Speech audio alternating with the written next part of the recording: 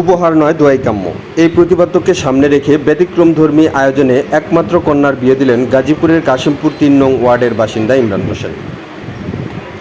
৩ নং ওয়ার্ডের রওশন মার্কেট অনুষ্ঠিত হয় এই বিয়ের অনুষ্ঠান, যেখানে ছিল না কোনো উপহার গ্রহণের আনুষ্ঠানিকতা কিংবা পুরনো রীতি অনুসারে খাতা নিয়ে বসার টেবিল। তবে প্রীতিভোজ অনুষ্ঠানে ছিল আপ্যায়নের জন্য হরেক রকমের আইটেম: গরুর জালি কাবাব, চিংড়ির কাবাব, মুরগির রোস্ট, খাসির মাংস, গরুর মাংস, পোলাও, সাদা ভাত, হরেক রকম সবজি দিয়ে সালাদ, দই, কোনো কিছুরই কমতি ছিল না আয়োজনে। আমন্ত্রিত অতিথিদের কাছ থেকে চাওয়া হয়েছে শুধু আন্তরিক দোয়া। অনুষ্ঠানে উপস্থিত ছিলেন গাজীপুর মহানগর বিএনপির সভাপতি শওকত হোসেন সরকার। তিনি কনের পরিবারের এই মানবিক ও বিনয়ী উদ্যোগের প্রশংসা করেন এবং নবদম্পতির জন্য শুভকামনা জানান। ইমরান জানান, বর্তমান সময়ে বিয়ের বাড়তি খরচ ও বাহুল্য থেকে বেরিয়ে এসে সমাজে একটি ইতিবাচক বার্তা দেওয়ার লক্ষ্যই এই ব্যতিক্রম সিদ্ধান্ত নিয়েছেন তিনি। স্থানীয়রা এই উদ্যোগকে সাধুবাদ জানিয়েছেন এবং আশা প্রকাশ করেছেন এমন সচেতনতা সমাজে আরও ছড়িয়ে পড়বে।